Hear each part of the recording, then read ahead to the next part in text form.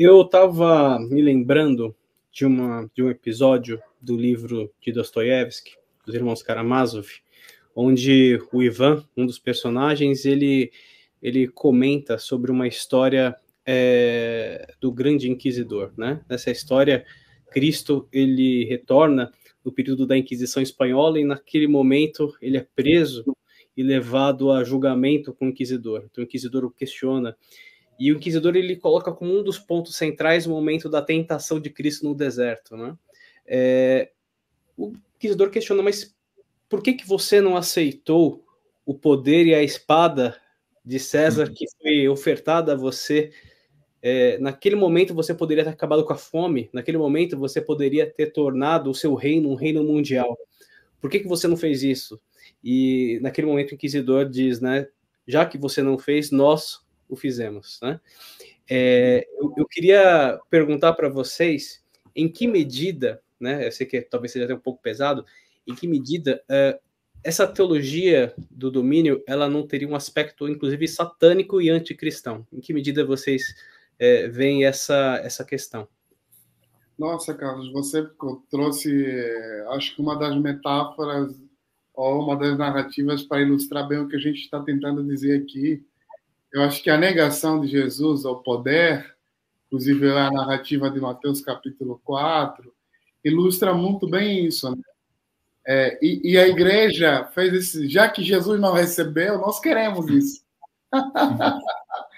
Então, a teologia do domínio é a afirmação de que, sim, nós queremos todos os reinos dessa terra.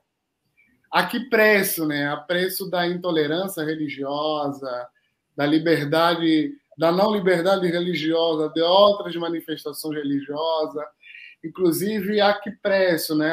A um antirrepublicanismo, a um espírito antidemocrático.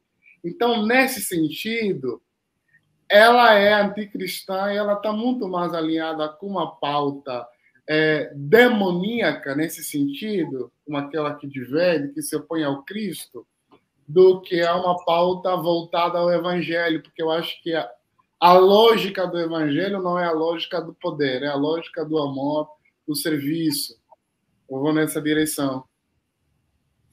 E é interessante que os evangélicos mais conservadores tendem a ter ojeriza da ideia de um governo mundial, não é?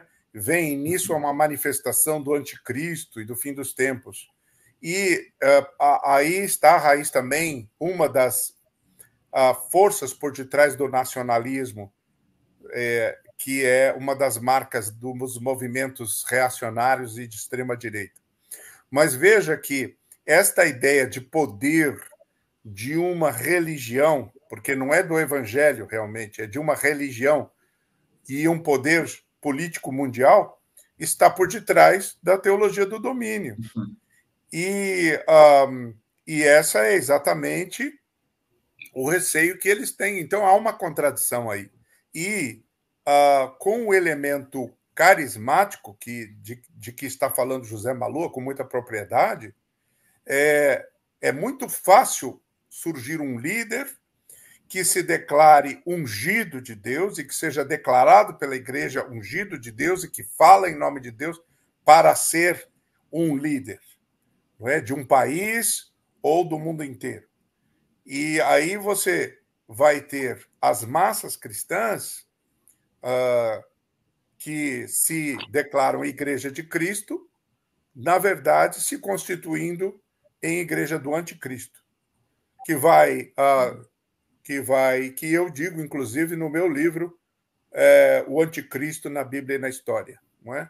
Falo sobre isso. Que a Igreja de Cristo e a Igreja do Anticristo se confundem. É preciso tomar muito cuidado, não é? Porque a Igreja de Cristo é marcada pela ética cristã do amor, do serviço, da misericórdia, da graça, da comunhão. E você tem uma igreja do anticristo marcada pelo quê? Pelo desejo de poder, pelo desejo de controle, pelo desejo de domínio, pela intolerância, pela imposição. pela crueldade.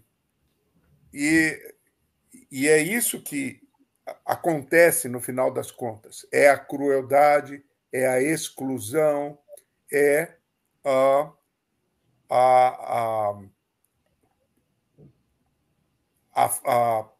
a condenação, a atitude de juízo condenatório.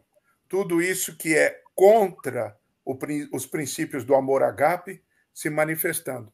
Então, sim, eu acho, Carlos, que a sua insinuação é correta. A teologia do domínio deve ser